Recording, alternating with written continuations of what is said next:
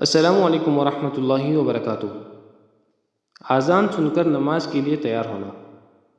حضرت عائشہ رضی اللہ تعالی عنہا فرماتی ہیں کہ حضور صلی اللہ علیہ وسلم کی عادت تھی کہ گھر تشریف لاتے اور گھر والوں سے بے تکلفی سے بات فرماتے رہتے، لیکن جب اذان کی آواز آتی اور نماز کا وقت ہوتا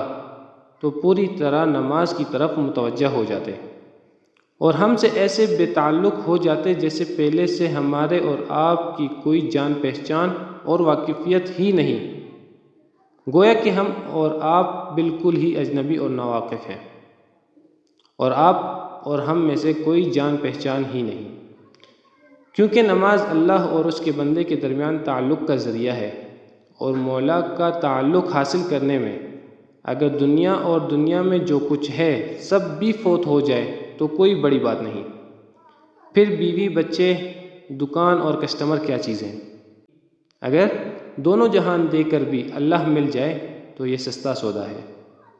والسلام۔ چینل کو لائک اور سبسکرائب کرنا نہ بھولیے تاکہ ہر نئی آنے والی ویڈیو آپ حضرات تک پہنچ سکے۔